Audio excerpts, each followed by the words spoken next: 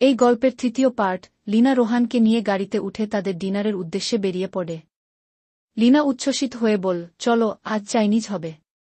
এই শহরের সেরা চাইনিজ রেস্টুরেন্টে নিয়ে যাচ্ছি তোমায়। রোহান মুগ্ধ হয়ে বল, বাহ, তোমার পছন্দই আমার কাছে সেরা, লীনা। লীনা চাইনিজ খেতে খুব পছন্দ করে এবং রোহানের সম্মতি পেয়ে সে তাকে এই শহরের সবচেয়ে নামকরা চাইনিজ রেস্টুরেন্টে নিয়ে যায়। রেস্টুরেন্টের সামনে এসে লীনা রোহানের হাত ধরে রেস্টুরেন্টের মধ্যে ঢুকে এবং রেস্টুরেন্টের মধ্যে প্রবেশ করতেই লীনা ওয়েটারকে ডেকে হাসিমুখে বলে, সবচেয়ে সিগনেচার ডিশগুলো অর্ডার করছি, কোনো কমতি যেন না হয়। রোহান হেসে বলে, এত দ্রুত অর্ডার? তোমার খিদে পেয়েছে দেখছি। অতঃপর রোহান ও লীনা মনের সুখে খাবারগুলো হাসি ঠাট্টার মাধ্যমে খেতে থাকে এবং তাদের সবচেয়ে সুন্দর মুহূর্ত পালন করতে থাকে। খাবার খাওয়ার শেষে উভয় কিছুটা মদ্যপান করে। রোহান খাওয়ার মধ্যে কথা জড়িয়ে বল, আহ, এটা তো বেশ কড়া। লীনা মিষ্টি হাসি দিয়ে বল, প্রথমবার?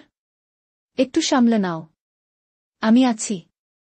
কিন্তু রোহান এই প্রথম মদ্যপান করায় সে রেস্টুরেন্ট থেকে বের হয়েই মাতালের মতো হাঁটতে থাকে, যার কারণে লীনা সিদ্ধান্ত নেয়া রোহানকে তার বাড়ি ছেড়ে আসার।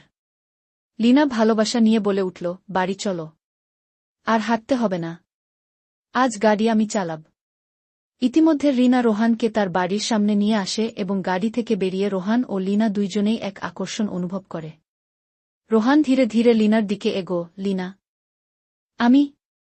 বারবার লীনা রোহানকে ছেড়ে চলে আসতে চাইলেও এক পর্যায়ে লীনা নিজেকে আর নিয়ন্ত্রণ করতে না পেরে রোহানের সাথে ঠোঁটে ঠোঁট লাগিয়ে একে অপরকে গভীর চুমু খায়। আর এই চুমু খাওয়ার মধ্যেই এই পর্বের ঘটনার সমাপ্তি হয়। এরপরের পর্ব দেখতে হলে চ্যানেলটি সাবস্ক্রাইব করে সাথেই থাকুন।